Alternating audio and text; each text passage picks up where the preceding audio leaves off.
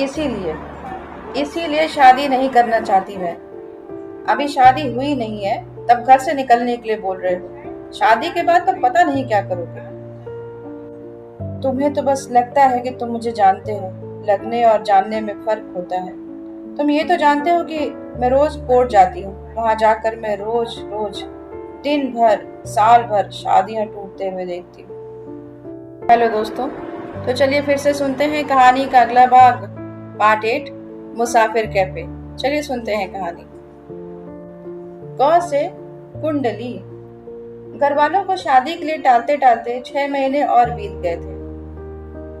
एक दिन अचानक चंदर की मम्मी ने चंदर के पापा के फोन से फोन करके खबर दी कि वो अगले वीक में हफ्ते भर के लिए आ रही हैं। चंदर की मम्मी 3-4 लड़कियों की प्रोफाइल शॉर्टलिस्ट कर चुकी थी।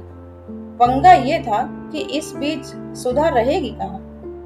उसने अपने आप ही कहा, हफ्ते भर की तो बात है, वो अपने किसी फ्रेंड के यहाँ चली जाएगी। चंदर को बस एक डर ये था कि बाई मम्मी को उसके यहाँ रहने वाली बात पता ना दे। ये सोचकर चंदर ने सुधा से कहा कि बाई को 200-400 रुपए देकर समझा दे कि मम्मी से सुधा के वहां रहने का कोई जिक्र ना करे। मम्मी के आने से पहले वाला हफ्ता बहुत तेजी से बीता। अगले दिन सुबह मम्मी आने वाली थी और सुधा अपने फ्रेंड के यहाँ जाने वाली थी। हफ्ते भर कैसे रहोगी मेरे बिना? जैसे तुम रहोगे। यार, मैं सोच रहा था कि अगर तुम मम्मी से मिल लेती तो अच्छा रहता। मिल लूंगी, उसमें क्या है। वैसे भी पति से कुंडली मिले न मिले, लड़के की सास और घर की बाई से कुंडली मिलनी चाहिए। यार मजाक नहीं, मैं सीरियसली सोच रहा था। हाँ तो मिल लूंगी, मैं भी सीरियसली कह रही हूँ। तो मतलब तुम शादी के लिए अब मेंटली प्रिपेयर्ड हो ना? शादी कहाँ से आ गई? अभी तो तुमने बोला सास से कुंडली मिलने वाली बात। मजाक में नहीं बोल सकती। यार, हम इतने दिन से साथ रह रहे हैं, हमेशा तो ऐसे ही नहीं चल सकता ना। नहीं चल सकता मतलब आगे क्या? आगे कुछ नहीं। मैं आगे बिना शादी के साथ नहीं रह सकता। इतने दिन से तो रह रहे हो, अब क्या हो गया? तुम्हें तो करनी नहीं है शादी, मुझे तो करनी है। मुझे तो देखना है ना। घर वालों को बहाने बनाते बनाते थक चुका हूँ। तुम्हारी शादी करने की वजह कितनी फालतू है, कभी सोचा है तुमने? यार, तुम समझ नहीं रही हो। मुझे भी ऐसा ही लग रहा है। मैंने आज तक गलत ही समझा तुमको। मैं आखिरी बार पूछ रहा हूँ, तुम शादी करोगी कि नहीं? मैं नहीं करूंगी। तो अपना सारा सामान लेकर जाओ, अब यहाँ लौट के मत आना। क्या? हाँ, मत आना लौट के। तुम कुछ ज्यादा ही हाइपर नहीं हो रहे हो? नहीं हो रहा। तुम जाओ, अभी जाओ। अभी रात में जाओ। रात में आई थी ना? रात ही में आई थी ना? रात में ही जाओ। मैं सुबह तक झेल नहीं पाऊंगा तुम्हें। इसीलिए शादी नहीं करना चाहती मैं। अभी शादी हुई नहीं है, तब घर से निकलने के लिए बोल रहे हो। शादी के बाद तो पता नहीं क्या करोगे। तुम जाओ, मुझे कुछ नहीं सुनना। मैं सुबह जाऊंगी, पहले ही बता रही हूँ। दिक्कत है तो तुम जाओ, जाकर स्टेशन पर बैठ जाओ या फिर किसी दोस्त के यहाँ चले जाओ। मैं कहीं नहीं जाऊंगा। मैं भी सुबह से पहले नहीं जाने वाली। तुम्हारी प्रॉब्लम क्या है, बताओगी? तुम मुझे समझ ही नहीं पाए चंदर। ऐसे मत बोलो। क्यों नहीं बोलो? तुम मुझे जानते होते तो ये पूछते ही नहीं। सब तो जानता हूँ तुम्हारे बारे में। तुम्हें बस लगता है कि तुम मुझे जानते हो। लगने और जानने में फर्क होता है।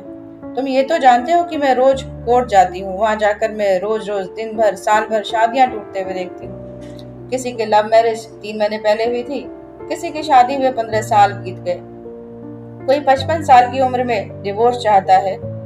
मैं इतने तरीके से शादी टूटते हुए देख चुकी हूँ कि मुझे बस डर लगता है शादी से। इतना डर कि अगर कभी सपने में भी हमारी शादी आती है तो सपना टूट जाता है। इसका ये मतलब नहीं है ना कि हमारे साथ भी ऐसा ही हो। मैं इतना खराब नहीं हूँ। शादियों में जो लोग अलग होते हैं वो भी खराब नहीं होते। खराब बस शादी होती है। यूं तो चंदर को कभी गुस्सा नहीं आता था, लेकिन उस दिन पता नहीं क्या हुआ। जिनको कभी कभी गुस्सा आता है उनको जब गुस्सा आता है तो वो कंट्रोल नहीं कर पाते, इसलिए थोड़ा थोड़ा गुस्सा करते रहना चाहिए। रिश्तों और जिंदगी चलाते रहने के लिए अच्छा रहता है। आधा सौ से स्टेशन। चंदर अपनी मम्मी के साथ हफ्ते भर में 3 लड़कियों से बेमन से मिला। जब वो मम्मी को वापस जाने से पहले स्टेशन छोड़ने आया, तब चंदर ने पहली बार अपनी मम्मी को सुधा के बारे में बताया। मम्मी गुस्सा भी हुई कि उससे मिलवाया क्यों नहीं। चंदर ने उस दिन ये सोच के मम्मी की ट्रेन छुड़वा दी कि एक बार सुधा मम्मी से मिल ले। चंदर ने सुधा को कई बार फोन मिलाया। अगले दिन कोर्ट भी गया, लेकिन उससे कोई बात न हुई न मुलाकात। चंदर ने अपनी मम्मी को बहाना बना दिया कि सुधा को किसी काम से दिल्ली जाना पड़ गया है और वो अगली बार पक्का मिलवा देगा। मम्मी भी जिद पे अड़ गई कि बिना मिले नहीं जाएंगी। खैर, चंदर ने सुधा को मैसेज किया कि मम्मी फलानी ट्रेन से जा रही हैं, अगर हो सके तो बस 5 मिनट के लिए मिलने आ जाए। हालांकि चंदर को ये उम्मीद नहीं थी कि सुधा आएगी, लेकिन वो आई। वो आते हुए बड़ी अच्छी लग रही थी। आती हुई हर बात बहुत अच्छी लगती। बातें, बारिश, धूप, समंदर, सब कुछ। वैसे भी मिलने के लिए स्टेशन बड़ी सही जगह लगती है। रोज न जाने लोग कितनी बार पहले यहाँ मिलते हैं। सुधा को मम्मी बिना पलके झपकाए देखती रही। वो सुधा में अपनी बहू ढूंढ रही थी। माँ होना असल में कुछ न कुछ ढूंढते रहना है बस। मम्मी ने जैसे ही शादी का पूछा तो उसने साफ साफ कह दिया, मम्मी जी मुझे शादी करनी ही नहीं है। चंदर को कई बार समझा चुकी हूँ, यही मेरे पीछे पड़ा है। आपसे मिलने भी इसीलिए आई कि आपको बता दूं कि आप प्लीज इसकी शादी कहीं और कर दीजिए। चंदर की मम्मी ने बस इतना कहा, बेटा तुम्हारे मुंह से मम्मी जी बहुत अच्छा सुनाई दिया। सुधा ने बढ़कर मम्मी को गले लगा लिया। इसके बाद मम्मी कुछ बोल नहीं पाई। एक बार उन्होंने कोशिश भी की बोलने की, शायद वो समझा पाए कि झगड़े तो होते रहते हैं, लेकिन ट्रेन की आवाज में मम्मी की आवाज, आसपास के शोर में चंदर की सिसकियां घुल गईं। 5 मिनट में ये रिश्ता स्टेशन की चाय जितना बासी हो चुका था। केवल ट्रेन से जाने वाले ही स्टेशन पर बिछड़ नहीं रहे होते हैं। कई बार प्लेटफॉर्म की ही एक साइड पर लोग भी हमेशा के लिए बिछड़ रहे होते हैं। चंदर को ये उस दिन समझ तो आया, लेकिन ट्रेन जाने के बाद चंदर का स्टेशन से घर लौटने का मन इसलिए भी नहीं किया क्योंकि उसे समझ नहीं आ रहा था कि उसे गुस्सा ज्यादा आ रहा है या रोना। वो उसी समंदर के पास गया जहां जाकर सुधा चुप हो जाती थी। गीली रेत पैर के जितने हिस्से को छू रही थी, बस शरीर का उतना हिस्सा ही रो नहीं रहा था। वो रात करीब 12 बजे तक बैठा हुआ पता नहीं क्या क्या सोचता रहा। चंदर जब घर लौटा तो देखा सुधा पहले से ही वहां पर थी। चंदर इतना थक चुका था कि न अब गुस्सा आ रहा था न रोना। उसने नीचे गद्दा बिछाया और सो गया। लाइट न चंदर ने बंद की न सुधा ने। 1 हफ्ते में ही उन दोनों का रिश्ता ऐसा हो गया था जैसे बरसात में छाता जिसमें न पूरा भीगते बनता था न पूरा सूखते। अगले दिन सुबह अलार्म बजने से पहले सुधा उठ चुकी थी। वो शायद सोई ही नहीं थी। सुधा चंदर के सामने चाय रखते हुए बोली, मुझे कुछ बात करनी है तुमसे। मैं जा रही हूँ। ये बताने के लिए आने की क्या जरूरत थी? जाओ। नहीं, कुछ और बात भी थी। शादी नहीं करनी ना तुम्हें? ठीक है, इसके अलावा कुछ बोलना है? मैं नहीं रह सकती तुम्हारे बिना। प्लीज ये बकवास बंद करो। क्या हम हमेशा बिना शादी के नहीं रह सकते? नहीं रह सकते। I am pregnant. यार प्लीज, मेरा ऐसे ही सिर घूम रहा है, तुम बकवास पे बकवास किए जा रही हो। I am serious. कुछ भी बोलने से पहले सोचती नहीं हो ना तुम? हर चीज मजाक नहीं होती यार। अब मैं तुम्हारे मजाक से बोर हो गया हूँ। I am serious. और कैसे बोलूं ये बात? ये वो मोमेंट था जिसके बाद चंदर और सुधा की जिंदगी बदलने वाली थी। अक्सर लोग ऐसे मोमेंट में कुछ बोल नहीं पाते। इन दोनों के साथ भी यही हुआ। दोनों चुप हो गए, जैसे करने को अब बस बातें खत्म हो गई हो। बातें खत्म हो जाना हमेशा बुरा नहीं होता। कभी कभी ऐसे मोमेंट्स अपनी पूरी जिंदगी में होने वाली तमाम बातों को आने के लिए जगह बनाते हैं। बात बात में चंदर को अब सुधा पे यकीन नहीं था। उसने हॉस्पिटल में टेस्ट करके कंफर्म किया, सुधा सही में प्रेग्नेंट थी। चंदर को इस प्रेगनेंसी की खबर से थोड़ी उम्मीद जगी। नई जिंदगी हमेशा नई उम्मीद लेकर आती है, नई बातों की, नई दुनिया की, नई गलतियों की। जिसने भी कहा था कि दुनिया उम्मीद पर टिकी है, उसे जरूर अपने बच्चे की शक्ल देखकर ये ख्याल आया होगा। इसी उम्मीद से चंदर ने पूछा, फिर क्या करना है? क्या करना है? क्या मतलब? बेबी चाहिए मुझे, और शादी? मैं कितनी बार कहूं कि नहीं करनी शादी? तुम पागल हो क्या? बिना शादी के बच्चा?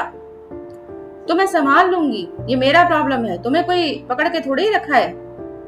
You are free as always. अकेले मैनेज कर लोगी? मैं तो कर लूंगी, तुम मैनेज कर लोगे मेरे बिना? तुम अकेले पीजी तो खोज नहीं पाई इतने महीनों में। नहीं खोज पाई, नहीं, बल्कि खोजा नहीं, क्योंकि मैं रहना चाहती थी तुम्हारे साथ। मैं फटाफट घर पे बात कर लेता हूँ, सब कुछ मैनेज हो जाएगा। इसी महीने शादी कर लेते हैं, कोई दिक्कत नहीं होगी। तुम्हें मालूम है तुम्हारा प्रॉब्लम क्या है? क्या? तुम्हें मेरे साथ रहने के लिए रीजन की जरूरत है, और वो रीजन शादी है, मैं नहीं। कभी सोचा है तुमने कि शादी चाहिए क्यों होती है? एक मिनट के लिए सोचो जरा। मान लो दुनिया में बस हम दो लोग होते, हमें साथ साथ रहने के लिए शादी की जरूरत होती? शादी दो लोगों के बीच होती ही नहीं है। शादी की जरूरत ही तब होती है जब दुनिया में तीन लोग। तुम क्या कह रही हो पता है तुम्हें?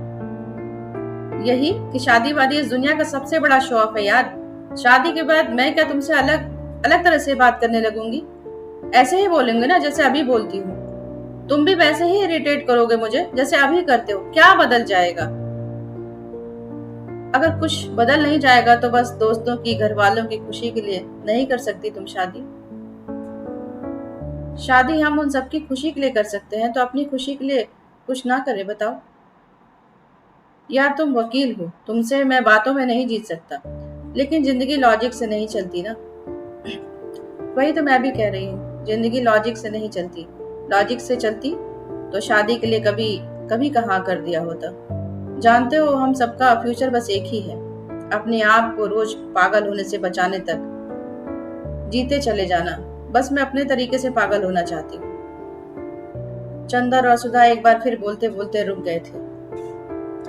ये अब अक्सर होने लगा था। इस कट्टी मिल्ली में एक हफ्ता और बीत गया। चंदर शादी से ज्यादा अब वो बच्चा चाहता था। हर एक बच्चा पैदा होकर दुनिया का कुछ अधूरा हिस्सा पूरा कर देता है। चंदर की दुनिया का अधूरापन सुधा की दुनिया के अधूरेपन से थोड़ा अलग हो गया था। चंदर की दुनिया के रास्ते, सुधा की दुनिया के रास्ते अभी तक साथ चलते हुए चौराहे पर आ चुके थे। दोस्तों, उम्मीद है कहानी पसंद आ रही होगी। पसंद आ रही है तो लाइक कीजिए, शेयर कीजिए, सब्सक्राइब कीजिए, हिट द बेल आइकन, जिससे कि अगले सभी पार्ट के नोटिफिकेशन आपको मिलते रहे। तो सुनते रहिए कहानी, बने रहिए हमारे साथ। Story time with Aarti. Thank you so much.